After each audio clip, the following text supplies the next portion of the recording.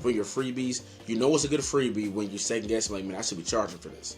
That's how you know it's a good freebie. The longest sequence I have is a 45 email sequence, but it's not like one sequence is 45 emails. It's those, okay, boom, boom, series here. You click this. Okay, boom, boom, boom. You get this. Understanding both your audience and the buyer's journey is so impactful. Hello and welcome back to the Elevated Entrepreneur. I'm your host, Raylen Davis, and as always, I have an amazing guest for you. Like, not just like a decent one, like a real decent.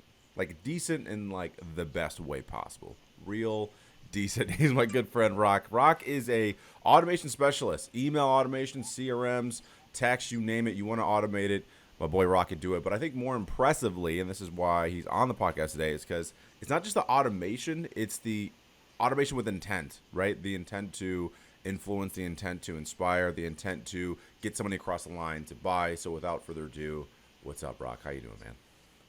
Good, man. How you doing, brother? Living the dream, man. Living the dream. Okay, so before we get into all the nitty-gritty of automation, what it could do for coaches, consignants, any entrepreneur for that matter, business owner, I want to know about your start. Like, no one wakes up, gets born, leaves grade 5, and goes, I'm going to automate some shit. So walk me through, what did you do before the online presence took off? Like, what were you doing? Man, it's a long journey. It's going to be entertaining one of that. So before all this, I was a general manager for a flooring company. So my job was to have a sales team go out into apartment complexes, new construction, say, hey, let us put your flooring in. And so I had a sales team, operations, finance, office staff, all that good stuff. So 3 years later, the company decides to relocate. I'm not moving to California. I got a family in North Carolina. We're not doing that. But that left me without a job now. So I had to figure out what was I going to do. But in my job, a lot of the work was having my team go out and do door knocking. And that was only but so effective. So what we did is say, okay, let's try to do an inbound approach. So go ahead and start making a little bit of content. And this is before like Instagram was like crazy, right? Yeah. So we just told them, so go make some content. Try to get a newsletter out. Just do the small things. I was already researching email marketing. Didn't know how to do it fully, but I was just researching it. And like, okay, this is what we're going to try out. You're doing this under the company, right? Like it's not like a personal brand yet. This is just under the company. You're trying to devise a way to make content, bring people to you, do email marketing. Got it. Exactly. So we were testing that out, and then people was coming up saying, hey, you know, I would love to do your floors. I love what you guys do. Because we were doing a lot of in-person events anyway, right? So it was like, it was easier to do it that way because they didn't have to almost drive for dollars every single day. So, again, company decides to relocate. I don't have a job, so what am I going to do? Well, I've already have knowledge of email marketing. Now let's try to really start making money online because I'm so overqualified. I can't get a job anywhere else getting a mid-manager position. Mm-hmm. And even when I edit my resume to make it look like I don't have all these qualifications, when they sit down with me for an interview, it comes out of me. So now it was like, okay, well, no, I'm not going to bring you in. So I took a job as a janitor at a local high school, scrubbing toilets. In the time where it was slow, I go in the locker room, I shoot content for my personal brand, for all my affiliate marketing stuff, grow my email list, sell to my email list, and get results. So I was grinding. I was literally scrubbing toilets, answering phone calls, doing whatever I had to do. And then once I was able to kind of make enough and kind of like double, triple that income, like, okay, I don't need this no more. And I dove into entrepreneurship full time. So when I got results with email marketing and I was making like 5K months, 10K months and just crushing it, I said, okay, cool, let's show other people how to do it now. I've already done it for myself. Let's show others how to do it. So we switched from just me selling products to me trying to focus on getting people to understand the buyer's journey. Because I've done it for so long, but now let's get other people in that same mindset. So then go back to the janitor days. You're scrubbing toilets, but selling products. What products were you doing affiliate marketing for? Man, I wasn't doing like I go to ClickBank and go to JB Zoo and do all that stuff, right? All that YouTube viral stuff. Because if you look at make money online, that's the first thing that people would say to do. Do not do that. I was selling products I was using. So I was already using GetResponse for my email marketing software. And I was just selling that. Because like when you sign up, they'll give you like a 20% like referral code. Exactly. And so now you get reoccurring commission every single month. Mind you, it's not going to be big in the beginning. I was only getting like, so there's subscription like $40. I was only getting like maybe 15 of that. Okay, cool. It doesn't matter because it's reoccurring. When I was doing the same thing with ClickFunnels, I made my first 1,000 ClickFunnels, and well, no, this is before. Back in the day, you can sell ClickFunnels as is, the $97 a month, and you get a piece of that. Now you have to sell $1,000 worth of their products before they allow you to promote the subscription-based products. So I was grandfathered in, so I was doing that, and I was making money on that end. What's so So as I funny grow is my I never I've always seen those affiliate link things. I just never thought to do that. Like I just yeah, was yeah, like, I don't know. because Which is so funny because, dude, yeah, I like you've seen my content. I'm always talking yo, about the stuff that I like, right? I love Keep, and I always talk about the books, whatever. And then finally, Tim was like, why don't we have like a Amazon book list? Because I'm always talking about different books, and then have the like affiliate code, so we at least like get $5 here, like whatever. And I was like, exactly. again, I never think about it. I was like, oh, that's interesting. Yeah, yeah. Because when I was looking on how am I gonna make money online, that's what was kept popping out. Do if you make 10 figures, make all these different amounts of money doing affiliate marketing, and it's like it's all these crazy, stupid ways on how to do it. And so I had to sift through that first. Yeah. And once I finally found, okay, it's literally just picking a product you like, selling it, and just making a reputation about that. So I was doing the old-fashioned way. I actually started off on Pinterest, putting the product and the links on Pinterest before Idea Pins was out and getting traffic that way. Yeah. Then once I decided I'm going to make my own business out of it, I went to Instagram. And then I started promoting like, hey, this is what I do. So what was the I talk content about, like then? Because I mean, if you're well, selling back then, different, yeah, what was your content like? If you're selling different things, like what was your everyday content like? it was just like mainly tools and ways to make money online. That was Okay. when I started. When I started my Pinterest page, it was merely just make money online stuff. It was purely what it was. I would just curate content, um, and just post a link because back then, uh, the, the standard pins you can put a link on, Hmm. and then it'll take you right to the product, and that's what I was doing. And so when I went to Instagram, I got away from that. My content was more like, okay, trying to sell. Because now I'm not talking about affiliate marketing. I'm trying to say, how can I help your business grow? So as I developed my own set of skills, the business grew. And then once I focused more and I talked about email marketing more, a lot of people gravitated towards that content because they hadn't seen content like that. Let's be clear. Everyone talks about making money online. Yeah. Everyone talks about how to make money with content. Everybody talks about branding and brand pillars. There's a lot of people talking about those different avenues, but nobody was talking about how to really get to even your first 1,000 email subscribers. Yeah, the nitty That's not gritty that of like, common. yo, let's just Yeah, get started. Everyone starts with let's make 10K, let's make 20, let's make 50, versus like, yeah, cause I even remember when I told the team, I said, look, we took this off the Instagram, but there was a minute where I had make your first 5K on my Instagram, like, cause I was like in my head, I was like, nobody's like talking about these people that are literally just starting. Like, let's not right. the 10K thing. 10K is not that hard if you make your first five, because then you just double that. And you know what I Most mean? Like you definitely. make your Most first definitely. 10, Yeah. 20 is not that hard to conceptualize. It's just you just do a little bit more. Like it's not that hard. And so, but yeah, you're right. Like I think so many people were forgetting about the hey, let's make our first dollar online. How about that? Exactly. Let's start That was there. the important part. So once we started talking, this is before I had, I had contracted somebody on Fiverr to make a little quick like gaming logo for us. I wasn't putting my own face on the content yet. This is before reels and video content really Yeah. killed the game. So on Instagram, you were getting by on just putting single posts and carousels. That's all I would post.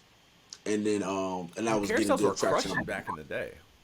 Yeah, I'm telling you, man, it was beautiful. It was a beautiful time for Instagram. So then once I started, okay, I'm gonna start putting myself out there more. So I went ahead and did my first live, posted myself more on stories, How was got that for way you? more Was that traction. hard to Oh, that start was, to do? I made it harder than what it had to be. Uh-huh. And so what I did, I just jumped out there. Someone asked me to do a live or co-host. I said, you know what? Fine, I'm gonna do it because I need to do it anyway. Yeah. Once I did, it really wasn't that bad. Even the person didn't even know that was my first time going live. And I said, okay, so let's double down on that. So we took the picture away. We put a picture of me up, and then we just focused on just me showing up more in stories, showing up more to my audience, and focus on building the audience. Now the goal is to always get them off Instagram, but just giving that insider look and just being available was very important. And once I realized that, I just hadn't stopped since. So you've always been in the automation like kind of realm on Instagram. predominantly, right? Right. Like No, before that was definitely. affiliate marketing, but you've Right. always been. So you're super fortunate in that you found your thing kind of early. Yeah, I did because, and for me, I like someone like being a unicorn. Nobody was really talking about that piece of business, Mm-hmm. like and just everyone's talking about how to grow on Instagram. And granted, there's nothing wrong with that. It's just for me, No, there's something wrong with I that. could talk about right. You won't But say it's in the like for Bible. me, right, right. And, but it's like okay, cool. So how to grow, but what is that growth going to lead to, in a sense? Mm, What is that growth? Now you're talking about you can't convert those followers into dollars unless you what have a system in place, have ways to automate your processes and automate that buyer journey. Those are the small nuances no one really talks about, and so that's why I'm bringing it to light and challenging people to think that way. Don't just think Instagram content purchase. Think Instagram interest, email, or SMS, whatever that may be, and lead them through the buyer's journey so you can increase the lifetime customer value. yeah, So your $100 customer could turn to a $5,000 customer down the line. yeah. Which is like it's such a beautiful thing, and I think people think about it too late, especially the email. Dude, you'd be surprised. We have agency clients that have been in business 20 years that we are introducing email marketing to them. Like, we're starting a newsletter. And I'm like, and by the way, they're not broke. Like, these are individuals that make 6, 7 figures, like multiple six-figure, consultants that don't have newsletters. And I'm like, what? What? I'm Yeah, so confused right yeah, now. Like, that was just like kind of 101, but I think people struggle also with figuring out what that newsletter is going to be and like what it should entail.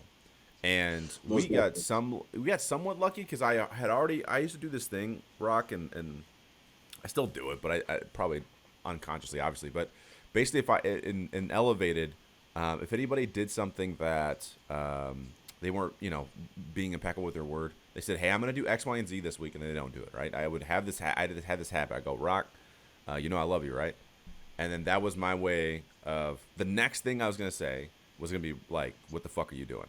Like that. I didn't even know I was doing it. Right? It was like my clients go, "Did you ever realize that you say, I love you, right?" And before you like get on us. So anyway, that turned into Tough Love Tuesday, which was this is our first newsletter. Now we have an ECA newsletter that we're putting out, which has like all the podcasting and whatever.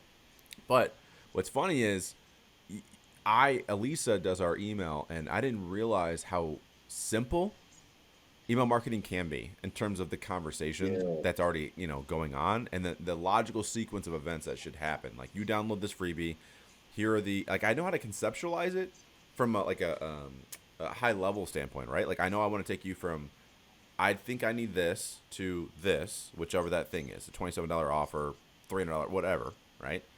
But like, the beauty of what you do is like bringing simplicity to it. Does that make sense? Like, some people, yeah, we just yeah. overthink the emails. I think overall. I tell people all the time, like I don't know what to write, but you post every single day on Instagram. Mm-hmm. You have about your last 6 posts, 3 of them were a top 10, whatever. Just take 2 of those and just expound on it deeper in the email, and you got your newsletter for the month. Yeah. If you're doing them every week, you got your content. So I think people think it has to be this big grandiose thing of almost a novel, when you're really just thinking more about conversations. Yeah. Now your email should sound more like a conversation, so that when you do drop those sales, you're going to be able to get better results. Do you have who has your favorite newsletter right now, or email subscription in general?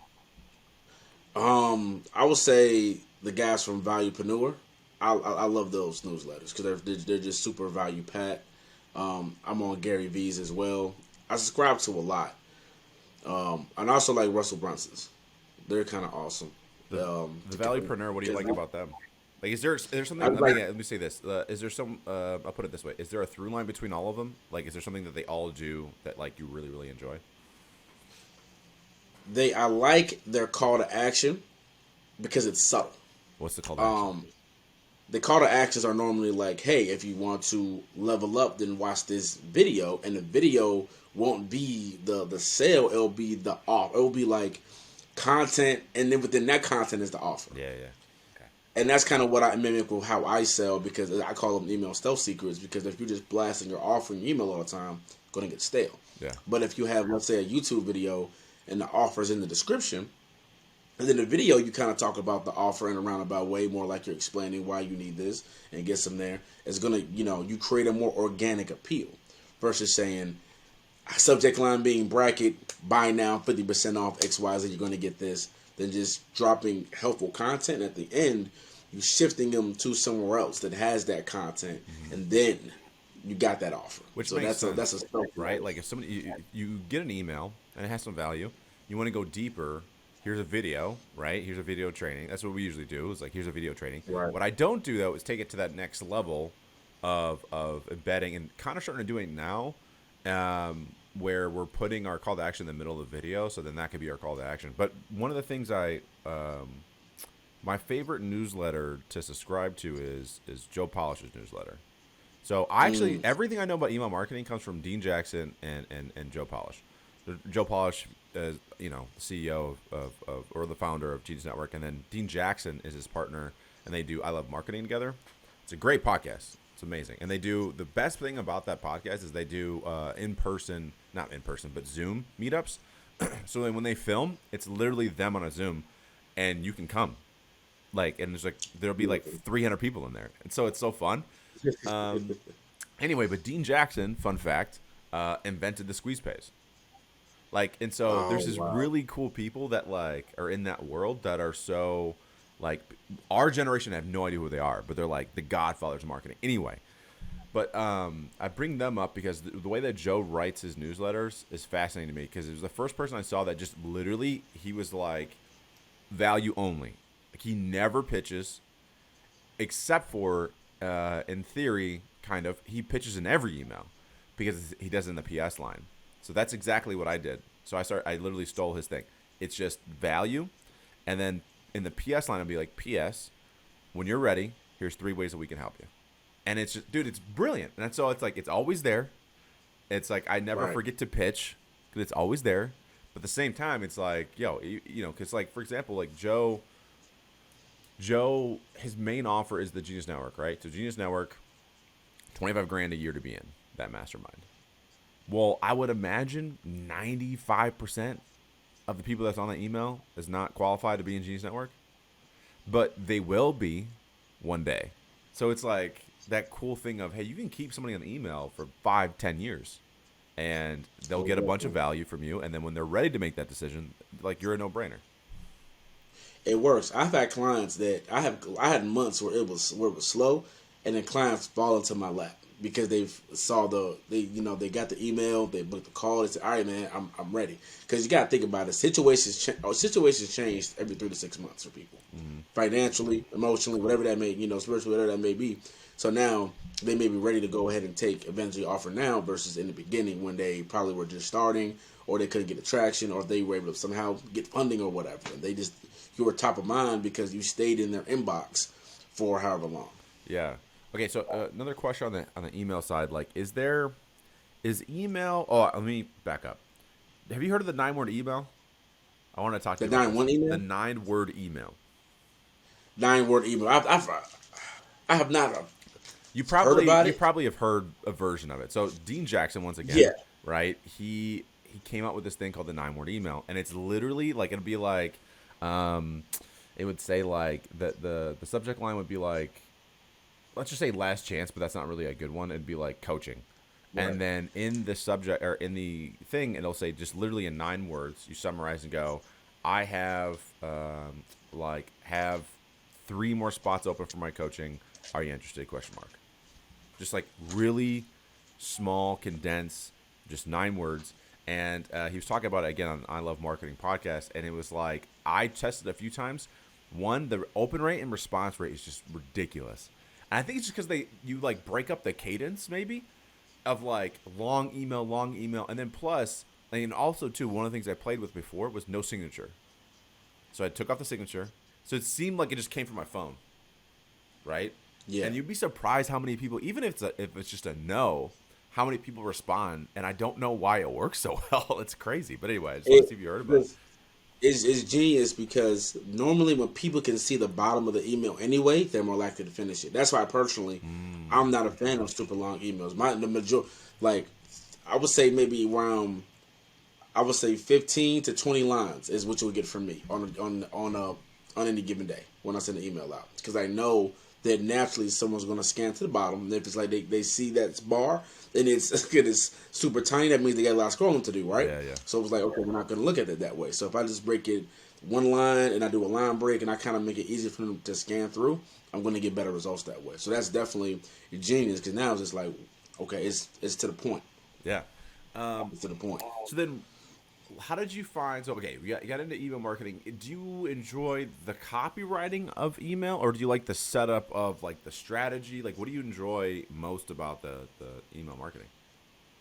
I would say I enjoy more of the strategy. I'm a decent copywriter. I'm not like an A1. I get the job done. But I like setting up, because when you automate it and you have different flows, excuse me, you can put people in flows and sequences forever. And what do I mean by that?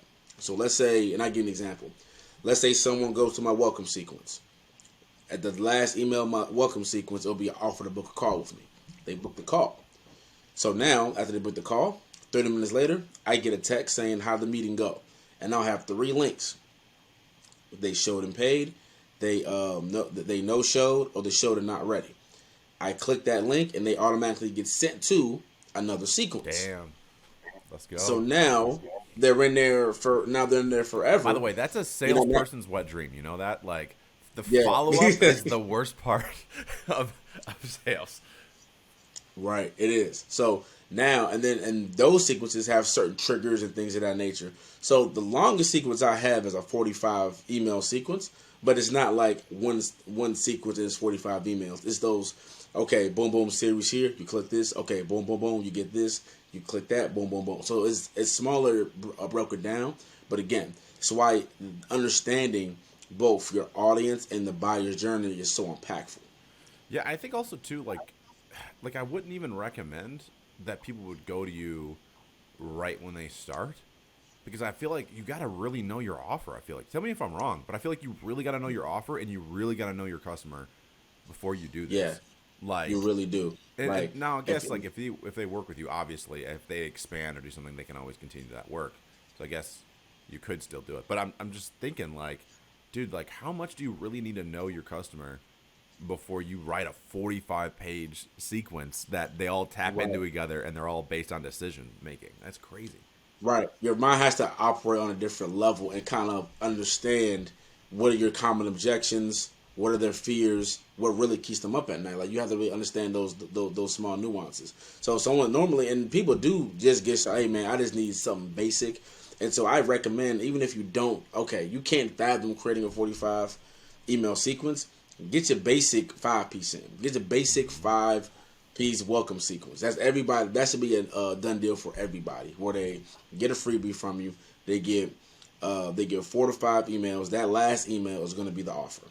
I don't recommend people putting the offer in email 1 through 5, because then that gets stale, right? But if you put it at the end, then you have some clarification metric, like, okay, they clicked this link, they did not click this link. Then you can kind of do your follows manually from there. But at the bare minimum, you should at least have a 5-piece. Do you have a favorite way that you go over the offer in the email? Like, email to me, or copywriting in general to me, it's just very fascinating, because I'm a talker, if you can't tell. Mm-hmm. Like, right. Writing has never been, I like challenge myself to write, because I hate it so much, so I make myself do it because I have issues. But yeah, it's not my thing. So like, I guess how do you have like a format that you like to follow when you're going over the offer in the email, or story based? Normally this is what I do. And this is what I do for my clients. This is what I've done for myself. This got me the most results. Email 1 is always the deliverable, and it's the shortest one. Like, hey, you got this. Thank you. Boom, boom. Day 2, now I embed videos in the email. So it'll be a quick 1-minute video of me introducing myself and kind of putting some context in the text down below. This is so that they can see my face in case they're this freebie hunting. Because what happens, right? People literally go to people's stuff and grab freebies just to get started or to get some basic information. So it kind of puts me top of mind. And if they don't, or not in an area where they can look at the video, they can still see who I am, why I love doing what I do, and how I can help them. And then now, wait, hold on. In that email, like, so in the email with the video, do you also have the text explaining what you say in the video as well? Yes, just in a condensed version. So maybe an additional 4 to 5 lines, nothing major. Okay. And I always say, look, hey, I see you tomorrow. I set the expectation that they're getting something from me the next day. So the next day, I'm gonna write a story. All right. So the story is gonna be how I had a client that's gonna fit my target audience and how I had them in the low point. I have one I always use called Janet's Cookies. Janet's Cookies had a huge Instagram following. They sold all of their business. They got all their purchases through Instagram locally. But one day their account got shut down, and then at boom they came to me. They didn't have an email set up, so we decided to make that a part of the marketing strategy. And so when they were able to get their page back, they were able to go ahead and get most of their followers on their email list. They were able to make sales more consistently, and now they actually own their audience. So why is that a good story? Well, for one, it addresses the fear of what happens if my Instagram, my primary marketing channel, goes dead for whatever reason. Two, I now have ownership over my audience because I have a list now. I can take that list with me, whatever happens. And overall, now they can kind of see that experience of, what if that happens to me? So we kind of create that story, and normally we do it in one email, or we break it up between 1 to 2 emails. So if we break it up, the first email will be when they're at the low point, they're sitting to the low point. Second email, we're getting them back to the high point. Then the last email, so if I do 4, the last email would either be a fact find, so probably some statistics, or it will just be the offer. And it'll be using, of course, like, hey, I'm only able to work with another 3 clients for the rest of the month. If you're interested, catch me before I go X, Y, and Z. And then, call to action. So that's normally how that will go. So everyone that's running a service-based business, even a product-based business, that's the very basic setup. You really can't go wrong with that, in my opinion. Yeah, no, it makes sense. I think we're doing something similar to that. I'm pretty sure. I would imagine we are. So where did you get started in terms of like where did you go to? Where's your source for learning about this stuff? Like for me, again, anything marketing is going to be Joe Polish, like that. Like anything in the Genius Network realm, I learned all my marketing from that. Right. Do you have like kind of a godfather of email marketing that you kind of learned from when you first got started? When I first got started, I bought Copywriting Secrets from Russell Brunson. Mm-hmm. And that kind of like, I brought the whole thing, like traffic secrets, copywriting secrets, expert secrets, all that good stuff. They put me in a good frame of mind. After that, it was just trial and error. I was a big, I was YouTube University's #1 student. Yeah. So I would just go through videos, looked hours. I'm talking about I'd be up 2 o'clock in the morning looking at email videos from like 3 years ago and trying to see how that stuff is relevant now versus back then. I just got trial and error. So I started. My open rates were probably at like a 10% because I was just setting them wrong. I was doing all the wrong things. I was just trying stuff to see if it would work. But once I finally got my groove, we were able to get maybe between a 40 to 50% open rate, a 10 to 20% click rate, and those things because I realized it wasn't more so the structure of the email and what I was putting in it was I making it excuse me, was I making it into a conversation? Was there a reason why? Like, what do you think? Like, let's somebody has a low click rate. Maybe just go into like for a brief second explain what click rate means. But also, if you have a low click rate, less than 10%, what are some of the causes of that? Do you think? So some of the causes of that are just offer. They just pretty much ignoring your offer at that point. They'll click it, they'll read, they'll scan it, but they're off it because subconsciously they know you're gonna give them an offer anyway. Mm-hmm. So that's reason normally #1. #2, you're probably either the opposite of that. You're not even having a call to action. You're just trying to hide a link in the text somewhere and thinking hopefully they'll see the link and click it. That's normally reason #2. It sounds funny, but it happens. People do that. Like they're like, okay, well, I am gonna offer it for my own like subconscious knowing that like I did it, but I also don't really want you to find it. Yeah, exactly. So they'll just put it in there, and because normally you think, well, maybe they see the highlighted text, they'll click it and get curious, and then that'll be what it is from there. Yeah. But they won't, because they know something's there anyway. So it's like they just won't do it. So some ways to kind of improve that are to kind of scale back on the offer. Like a lot of my emails, I don't even send links out. I just send either content or just like, hey, I call them community check-ins, where I'm asking them what they're doing, and I'm making it an area where they can reply. That's your best metric, is when they actually take time to reply to the email. So that's kind of what I think too, focus on. you got to start with that too. Like we tried to incorporate that the last few months, and I feel like people were so used to me just sending the emails and not asking for a response that people were like, we just never got a response. And I think it was simply Yeah. because when they came in for months, I had never asked them to do it before. Yep. If that makes sense. I'm telling you, when you ask for response, like, "Hey, what do you think about this?" or I call it the goal setting one. Once a month, I may put some motivational content in there, and if it's a worth email, and the goal will be to, hey, tell me what your goals are. I'm not even trying to get you just a regular response. I'm trying to say specifically what you need help with. So let's say using it for a sample size, if you have 1,000 emails, you get, let's say, 5 responses. That's still 5 people that you can get some basic structure from, and maybe that's a catalyst to create another sequence or create another good sales email, because now you can talk specifically to what those goals are and how you can help them reach them. Yeah, no, I think that's fascinating. One thing I wanted to mention too, when I was learning about like email marketing, one of my favorite books is called Over Deliver, and it was by Daniel Katz. I'm gonna screw that up. I feel really bad now. Anyway, he was a direct mailer, because like direct mailing, the way that he kind of talked about this in the book was interesting. So he goes over this whole like story of direct mail and how it worked, and how they had to do the segments of the list and so on and so forth. And he said something in that book that kind of blew me away. He was like, the problem with today and the people that do email marketing today is that they don't appreciate their list. And he said the reason for that is because it's free. What does it cost? Like half a cent, like not even to send an email. And so if there's spelling errors, if it's not as good as it could be, who cares? Just send it out. Versus back in the direct mailing days, that could cost you hundreds of thousands of dollars if you have a fucking typo and you got to go and fix it. Like that could really screw you up. And so Right. I loved that book because again it gave me another way of looking at email marketing and being like, no, let's not just throw shit out. Like, let's do it. Let's make sure that we're doing it in a way that's going to inspire.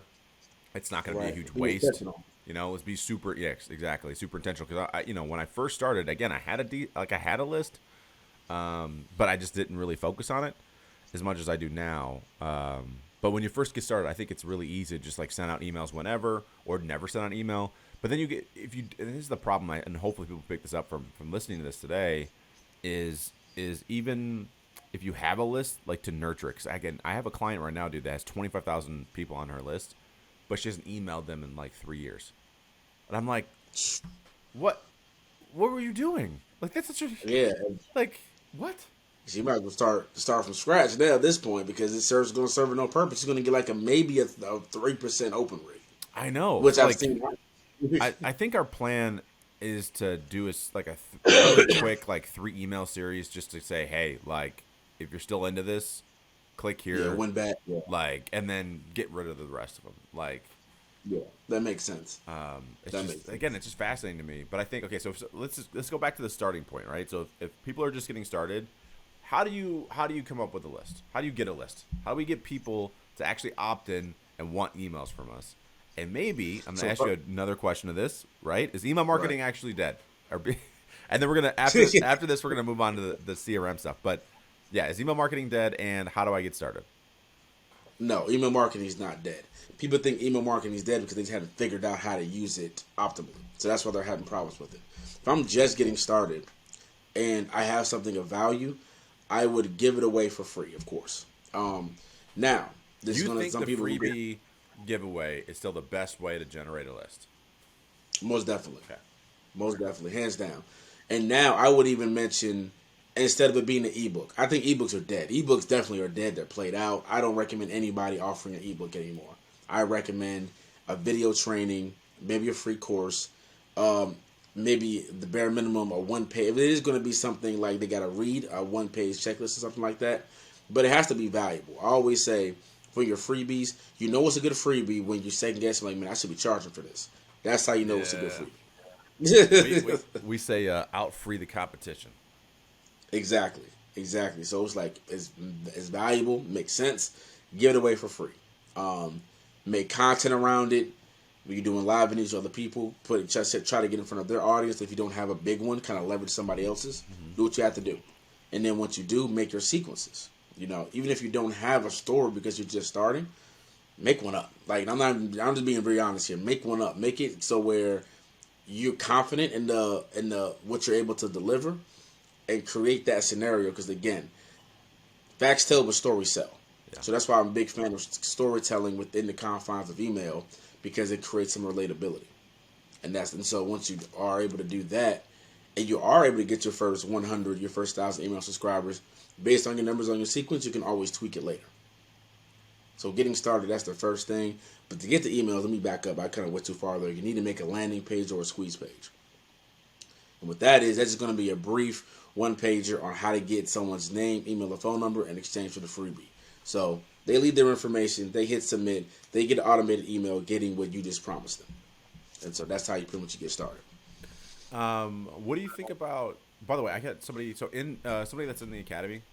So his name is Anthony. He has this guy's a savage. He has a daily email newsletter. I think he's over a year now. That he's never missed a day. The guy's a savage. He's amazing. Beautiful commitment. Oh, dude. Yeah. I like, even he came out for the live workshop, and he ended up staying. He stayed at our house, and I think it was like 4 a.m, and he was up typing away for the email for the day. His name's shout out to Anthony Garcia. He's a mindset coach, but super fascinating. I really do enjoy even that. I think the struggle with people is, it's like, I guess, yeah. Anyway, I don't know. What do you think about text now versus emailing? Is there one that's like king? Like, I can only pick one, Rock. I know it's not real, but if I could only pick one, I would stick with email. What? And the reason That's why surprising. I would stick with email, I would, because text is very intrusive. I've had people, when I've even put them in a text sequence, they'll text back stop. But they'll keep reading the emails. Why is that? Because text is more of a disruptor. Yeah. Because again, especially if you're in the mode of looking for a specific text from a specific person, you've all had to happen on gig. You're looking in the back of mind. You're looking for something. Text message goes off. It's not what you thought it was, so now you're annoyed. Yeah. It don't matter how valuable it is. You're just annoyed at that point. You don't care what really it is. What it's saying, you're gonna ignore it and probably come back to it later. So I'm not saying text is bad. Yeah. What I'm saying is, before you decide to tap into text, master email first. Yeah. Because that's going to give you a better copywriting perspective, and so you can find ways to stealthily sell in text without being so disruptive, and abrasive. Like, hey, buy from me now. Like, that kind of will work if you're an e-commerce store, restaurant, places of that nature. Beautiful for text messaging. Yeah. If you're a coach or a consultant service provider, I wouldn't focus on it right now. There's nothing wrong with putting part of your strategy, but again, you have to be very, very mindful of what you're doing. That's true. Is there a strategy you like with text? Like, for me, we haven't done this yet, but one of the things that we've thought about is like, okay, so Tough Love Tuesdays is our Tuesday newsletter, and doing a text that basically says like, hey, the emails, like, you got the email, like, Tough Love Tuesday was delivered. Go check it out. And then maybe like a snippet from it or something like that. But it's just a way to promote the email, or using it again for really good trainings. Like, is there a text strategy you do like that you feel like would be, good enough to keep people on the list? Right. I think you should always go for your customer frequency. And so what does that mean? So restaurants can get away with texting once pretty much every day, for the most part, or at least a couple times a week. Service-based businesses are a little different. So maybe you do once a week, or the very most probably twice a week, and it's switching up. And so what I mean by that, you're not always, again, same with email, not always promoting your offer, but you're still present. Mm-hmm. And because text, you actually have to pay, but for the message you send out, I would recommend only sending text to your most engaged subscribers. Only because that's going to yield you the most results long term. Email's a little different. You can send a list email to everybody, even if they're not engaged, in the hopes of re-engaging them. Text, if you're already burning the money anyway, you might as well get the best result by just sending it to the people who are giving you at least 70% opens on emails you send. So then they're going to open anyway. So you can have more to work with and make your money back even quicker. True. All right. So the most valuable of the list, we're gonna text those. Not everybody. Not everybody gets Yeah, it's that not love. everybody. Yeah, no, not everybody. You want to make it like the people that are committed. They know they're just not there yet. They love the brand. They may just not be ready yet. Okay, cool. Though you're gonna get our text because we're gonna even create even more exclusive stuff specifically for you. Yeah. There was one person I know. His name is Dre, I think. Yeah, Dre. He does a daily motivational text, which I thought was cool too. But again, that's a Yeah, commitment. Like you can't miss that's a day. commitment. That's commitment. Right, Like right. you And it really can't also miss a depends day. on your list size too. Yeah, yeah, as well. Okay, so let's move over to mini chat 'cause that's how I found you. Well, I've been following you for a Or- while, but I think the thing that got me interested in actually working with you is mini chat because I don't even know how I saw people talking about mini chat for a while. Oh, listen, we can get into this. So I had friends that were using mini chat. I had a bunch of friends using mini chat. I was like, this is fucking stupid. I'm old school sales in that way. I was like, no, the human needs to sell, right? Right.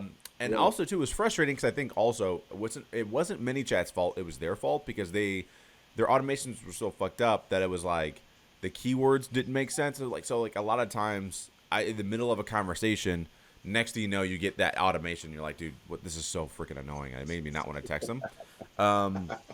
So like that was frustrating, but I had it in my head like people would not be interested in buying or going through an automated sequence. Like I thought that like no one would be interested in doing that. And then I think the thing that made me come around to it and at least start to think about it was was the idea that you can make it a little bit more customized. And this is like a couple years ago. So like just recently I noticed that the time delays were there and I started thinking about the capabilities of mini chat. Like you and I are gonna be working together. Like I'm hiring you to do my mini chat sequence, and just the thought of delivering everything in Instagram, still getting their email address, still doing that, but delivering everything where you already are, just got me excited, right? Because how many Right. people like there's still a I get bummed out about the amount of people that say yes, I'm interested in this freebie, and then they get it and they don't open the fucking emails. Like they just never open them, and you're like mad because you're like, dude, like you asked for this. Yeah. But if I hit you on Exactly. Instagram with ManyChat and you ask for something, I can give it to you immediately and get that help. So anyway, talk to me a little about ManyChat. How did you find ManyChat? Like what got you interested in ManyChat and kind of what you do to help clients with it? Mini struck my actually one of my coaching students, one of my very first coaching students, they were using MiniChat but for Facebook.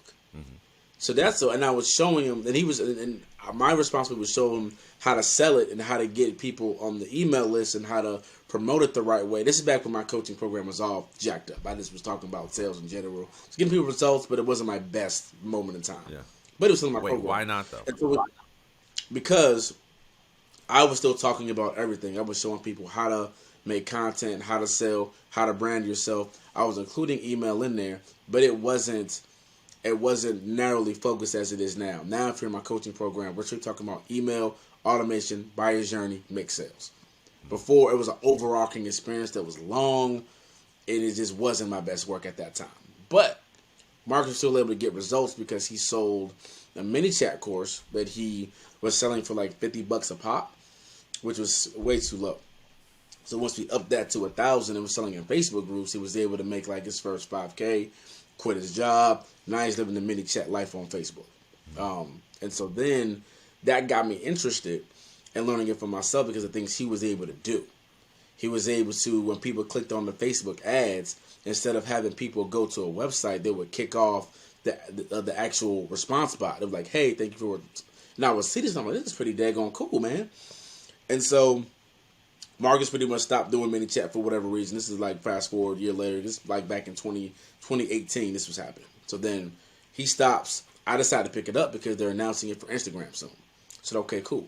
So I start learning it, and I see a lot of people saying, comment XYZ to get my course or DM me this to get that. And people were saying, I DM'd you, I didn't get it. It's a problem. So, okay, let's see how we can revolutionize that. So what I did, and the same thing we're talking about, how you would say the phrase and they would still have the automation, that's literally just one small mistake. That instead of saying phrase, they say their keyword is keyword contains versus keyword is.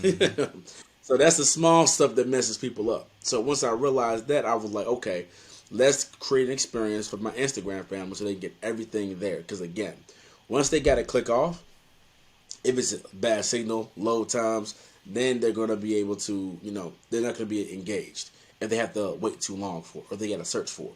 So if we can deliver it to them on Instagram as is, that works too. Yeah. So that's kind of how I got started because I focus more on the Instagram side of it versus the Facebook side of it. Yeah, and again, Menuchat, there's so many interesting capabilities with it that I feel like I'm not gonna say like people are sleeping on it because I think maybe I was just blind and I didn't see it, and I just didn't like pay attention to what it could do. But as soon as I downloaded it, as soon as I went on, I got an account with it. And I started playing around. I was like, oh. Like, just like you said, imagine running the ads instead of going to the landing page and then losing a percentage of people there. It's just, send the message. And then immediately you're in that flow. You're putting in your email, you're putting in your text, and then whatever. So you're still getting the information, but then they also don't have to leave the platform.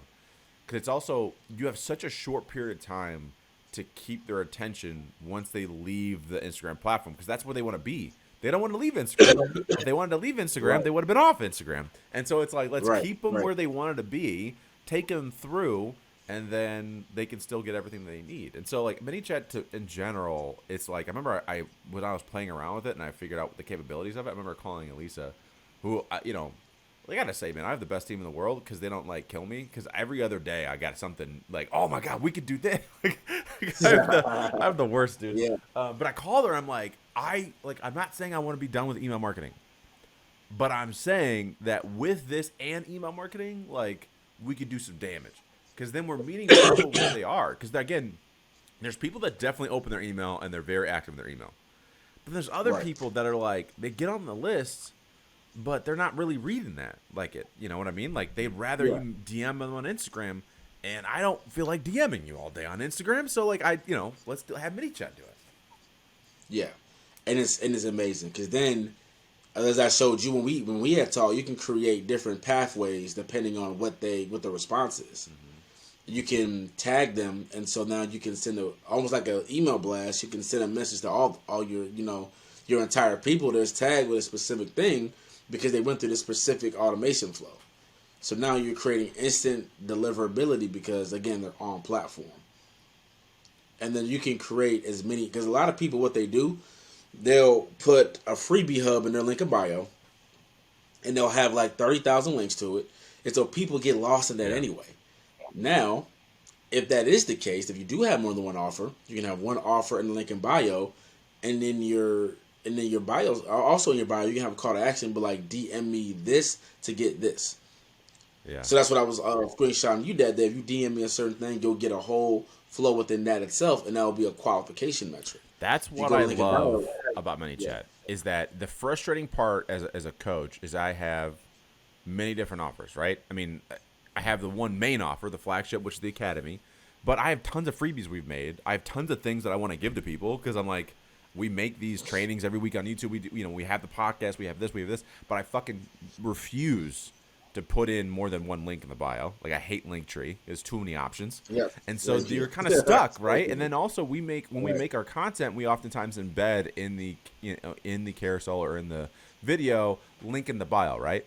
But what if it changes and somebody catches that content like 2 days later? And so it was frustrating. So when I learned about Menuchat and found you, and I was like, I love the fact that every piece of content I make, I can do a call to action that's specific to that fucking content. Like, I love that. Like, I'm like, yes, let's go. Now I can come up with as many offers as I fucking want.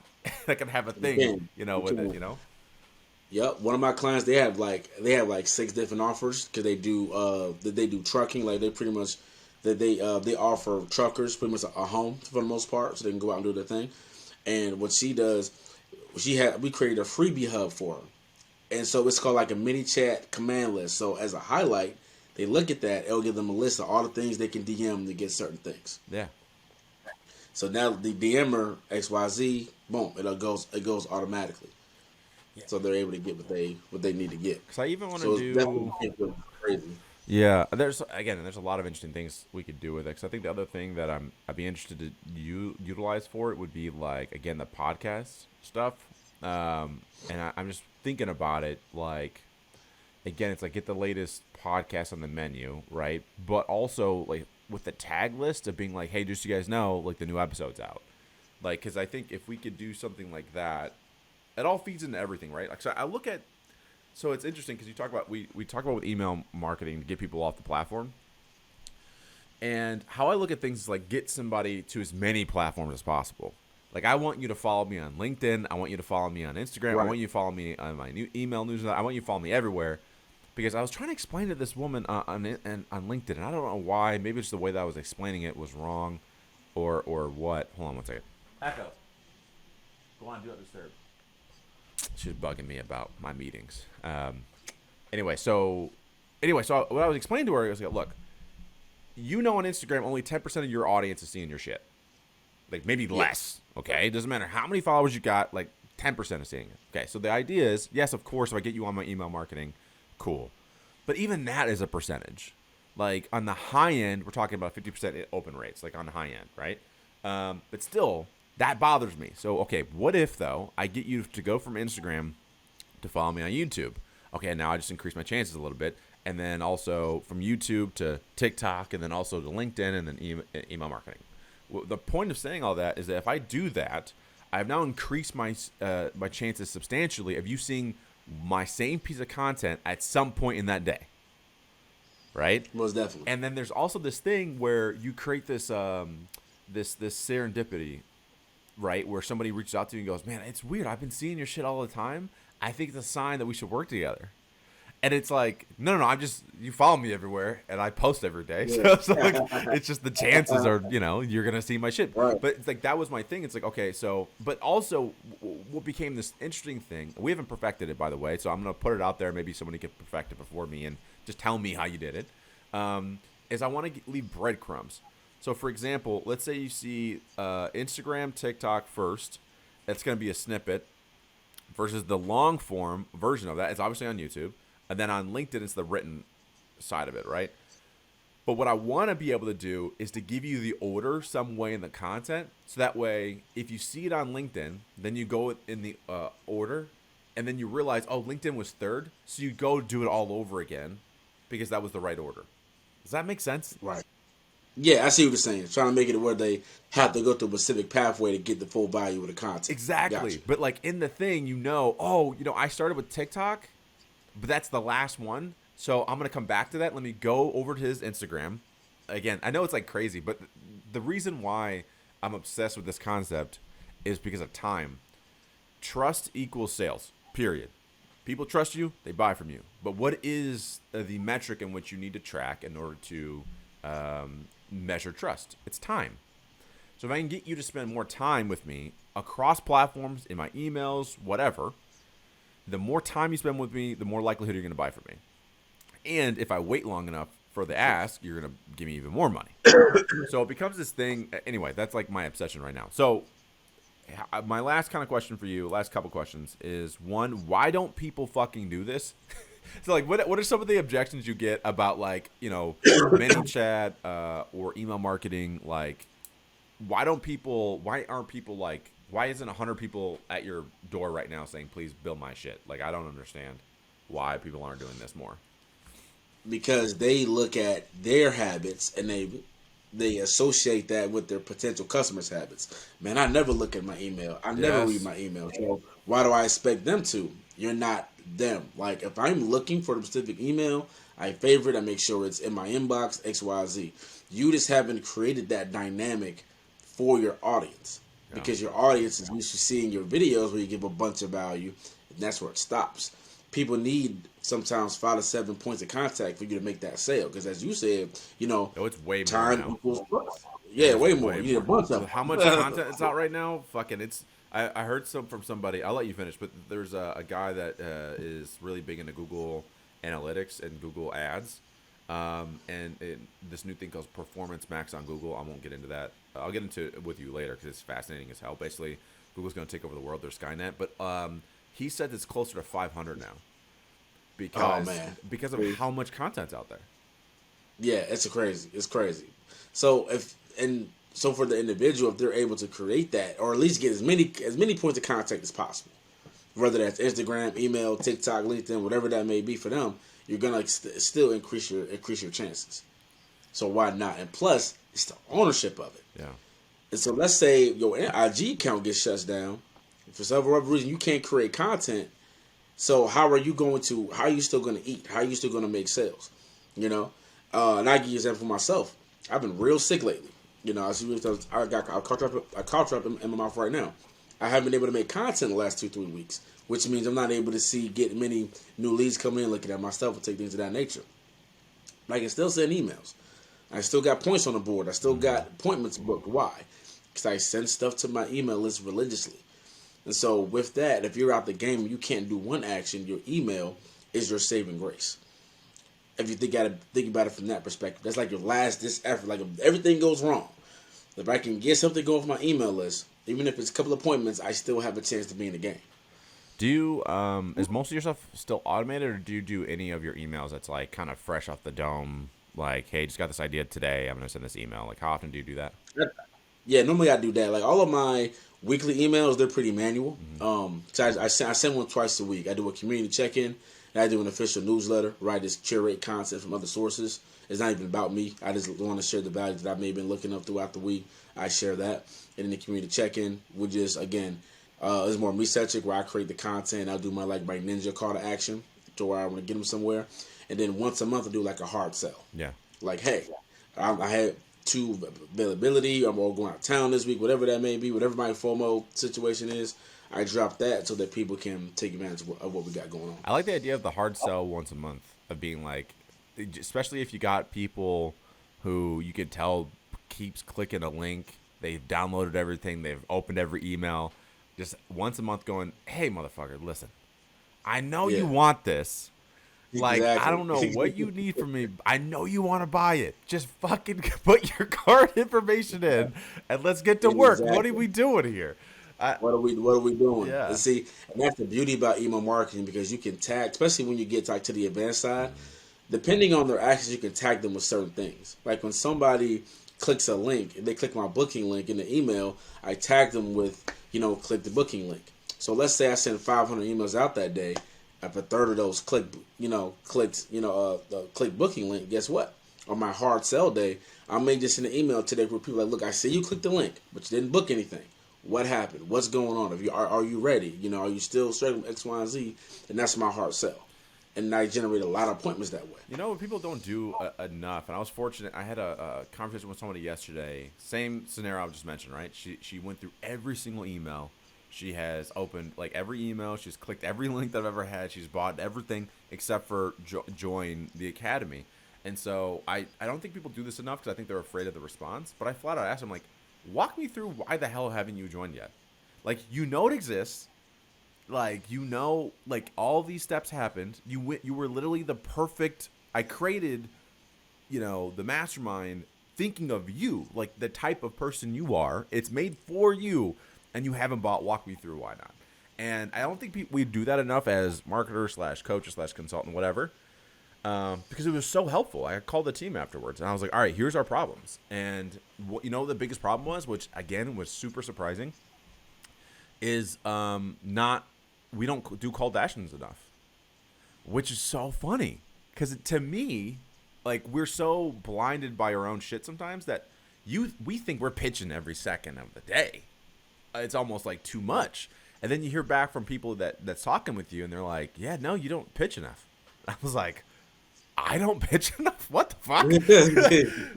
All right, that's interesting. And then it was also even how it's articulated. And granted, we're redoing our landing page now because of this. But I think too, it's my point is, I think we sometimes get in our head that, man, I sent one email that had a pitch in it, and I want to do it too much. But again, I'm learning, even for me, online, I'm not pitching nearly as much. Because again, if we're talking in person, it's different. Rock, I was like, you're joining the academy. You'd be perfect for it. It's perfect for you. Let's go. But online, I don't know why. I just took a really passive, you know what it is? Because I mentioned before, there's tons of people that I really enjoy their newsletter, but they never pitched. and I took that as that's the way you the do gold it. standard. I just figured it out Right. on this live on this podcast. I just figured out what my block was, and that's what it was. Right. That's why subscribing to a lot of newsletters can still be detrimental. That's why I don't subscribe to a lot of them, and I try not to take too much from them because that can kind of cloud your own wave, and you can be in your own way like that. That's how I made that mistake early on as well. Like I just copied formats. Yeah. But as you go through your own brand, especially when you're the one showing up, you're the one creating the videos, the lives, the content, it's you they're buying into, right? We know that already. So then I can't do what Valuepreneur is doing because I'm not them. I can only do what Rock is doing and have people move in that direction. Man, we got to do this again because I've tons more questions for you, and especially too playing around with, and maybe we'll just do an IG live at some point too, because again I'm like curious about. So I'm this new journey right now, and it's working, which is so fascinating, and it's good. But like Elevated, I'm trying to not make it about me. I'm trying to make it about the members, and we're doing this super early on because I know tons of people that have really successful masterminds and stuff like that, and they get to a point where people come there for them, and then they get in this thing of, well, if I am no longer like if I don't go there every day, I don't want people bitching that I'm not there. And so they try to make it about, but it's like too late, if that makes sense. So Right. We're kind of in this interesting spot right now that we're transitioning it away from me. And it's been interesting that it's been working. And so anyway, I want to talk to you probably next time about that. Like the difference between how like an email marketing should look like for a brand versus an individual, and how that works. But anyway, Rock, it was amazing, dude. Brother. Great job, dude. Yeah, man. Listen, I love it, man. Thank you. Let me know. Come back anytime. Drop some more gems. We didn't really tap on the automation piece that much, but that's okay. We just went with the flow. We made it happen, and people gonna get tons of value from this.